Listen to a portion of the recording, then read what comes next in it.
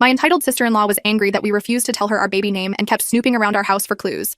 I was fed up, so I tricked her. My sister-in-law Erica and I are total opposites.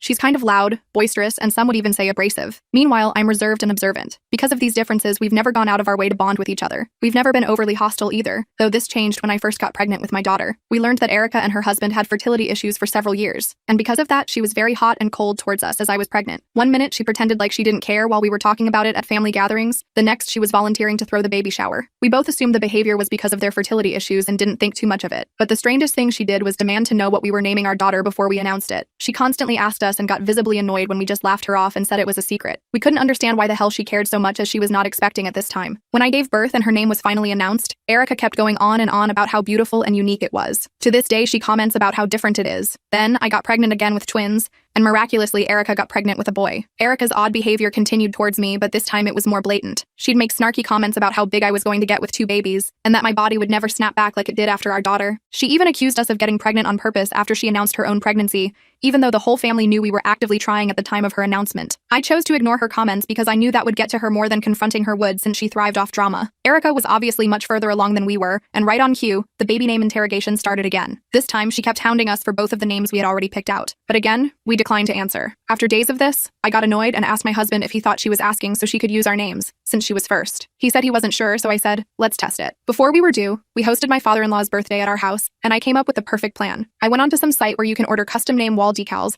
and put in the names Aria Rose and Sebastian Ali. I didn't complete the order. I got to the final page and then printed it out and hid it in a dresser drawer in the nursery. My husband honestly thought this whole thing was silly, so he said he would give me $20 if she did it. The next morning, nothing was out of place, and the order sheet was still in the exact location. So we thought this wasn't her intention, and forgot about it. Though I did notice that Erica never asked us about the names again. Then she gave birth, so we went to the hospital to give our congrats. When we went to see the baby, I asked what his name was, and man, I cannot properly explain the shit-eating grin that came over Erica's face as she says Sebastian Ali. I mean, she was really proud of herself, and honestly, it's the most vindictive I have ever seen her look in the years I've known her. But instead of reacting how she was expecting, I put on a performance like I had graduated from Juilliard. I said, oh my god, that's such a great name. He's so cute. Look at his little face. Oh, I just love him so much. Welcome to the world, Sebastian. Auntie is gonna spoil you rotten. I am laying it on thick without an ounce of bother. The range of emotions on Erica's face went from shock to confusion to rage in a span of maybe 17 seconds. It was like something short-circuited in her head. Meanwhile, my husband was holding in the laugh of the century. She asked me why I was reacting that way. I looked at her and asked, how did you expect me to react? She just said never mind, and told me she wanted to spend some alone time with her baby. So we said our goodbyes, and my husband gave me $20 in the elevator while almost crying laughing.